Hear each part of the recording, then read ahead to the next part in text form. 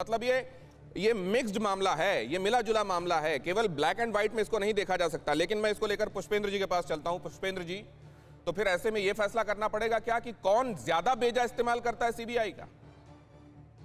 तो देखिए, एक बात जरूर है, सियासतदानों को पूरी सियासत करने की आजादी है, लेकिन चाहे सरकार किसी की भी हो, जब इस किस्म के सियासतदान लोग बैठते हैं टेलीविजन पे और जितने भी इंस्ट्रूमेंट हैं, जितने भी ऑपरेटर्स हैं हमारे लोकतंत्र के, अगर आप ईडी को, सीबीआई को, आईबी को, रॉ को, एयरफोर्स को, आर्मी को, सबको आप अगर राजनीतिक चश्मे से देखेंगे तो फिर इस देश में किसी की जरूरत ही नहीं है। फिर तो हर पार्टी आएगी, हर ये चलेगी। एक इस तरीके का मैं समझता हूं आरोप लगाना, और वो भी इलेक्शन ध्यान में रख के कहें कि साहब वो तो इलेक्शन की वजह से हो रहा है। तो हिंदुस्तान में तो इलेक्शन 12 महीने होता रहता है, इसको इस तरीके से क्यों देखते हैं? टेक्निकल लड़ाई है, उसका टेक्निकली जवाब दें। इसको ये के साथ देखिए, उसको फंसाने के लिए कर रहे हैं, इसको फंसाने के लिए कर रहे हैं। कौन किस पार्टी में, कौन किस पार्टी में क्या, मेरा उसमें कोई लेना देना नहीं है। मैं कह रहा हूं कि लोकतंत्र के जितने भी इंस्टीट्यूशंस हैं, अगर आप उनको सरेआम इस तरीके से बेइज्जत करेंगे, इस तरीके से उन पर शक करेंगे, तो फिर वो काम ही नहीं कर सकते। ये बहुत महत्वपूर्ण बात है। टाइमिंग को लेकर सवाल उठाने वालों से यह सवाल पूछा जा रहा है कि क्या इलेक्शन के समय में सीबीआई उस जगह पर अपने हाथ पर हाथ धरकर बैठ जाए? कोई मामला सामने है तो पूछताछ ना करे, उस पर कोई इन्वेस्टिगेशन नहीं होना चाहिए? रिजू दत्ता।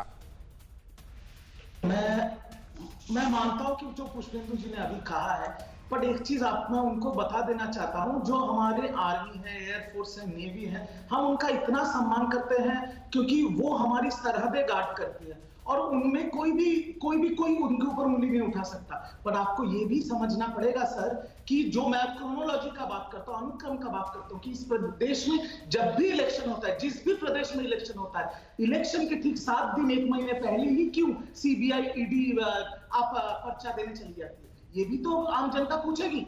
क्या सीबीआई सिर्फ इसी टाइम पे ओवर टाइम करने लगती है? अगर जांच हुआ है, जैसे इस मामले में अगर हम रुजिरा बनर्जी के मामले में वापस आए तो उनको नोटिस पकड़ा गया, वो घर पे नहीं थे, उन्होंने वापस चिट्ठी दिया और कल उनके घर पे 11 से 3 बजे हुआ। तो रिजू, ये एक जनरल पॉइंट ऑफ व्यू, उसको भी आप देखिए जरा।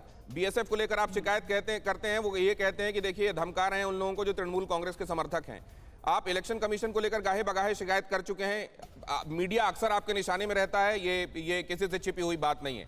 इंस्टीट्यूशन को, अलग अलग पिलर्स को सीधे सीधे निशाने पर लेकर ये कह देना कि ये तो बायस्ड हैं और बायस्ड होकर काम कर रहे हैं, क्या ये भी एक बायस्ड नजरिया नहीं है क्या? रिजू, मैं आपसे इस पर सवाल पर जवाब लूंगा, लेकिन उससे पहले सीबीआई पूछताछ पर बीजेपी टीएमसी आमने सामने।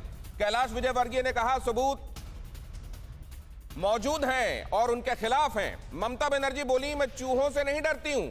अब यहां चूहा कौन है और यह कहना आवश्यक क्यों था? सुनिए। मेरे पास तथ्य हैं कि अभिषेक जी, विनय मिश्रा जी एक साथ एक फ्लाइट में विदेश गए, एक साथ होटल में रुके हैं। होटल में क्या क्या किया इस बारे में मैं कोई व्यक्तिगत जीवन में कोई प्रकाश नहीं डालना चाहता, पर मेरे पास पूरी जानकारी। আপনাদের ধমকানি চমকানি আর জেল টেল দেখি প্লিজ আমাদের ভয় দেখাবেন না। এটা আমরা অনেক দিন আগে পার হয়ে এসেছি। বন্দুকের সাথে যারা লড়াই করে এসেছি তারা আবার র্যাটের সাথে লড়াই করতে ভয় পাবো কেন?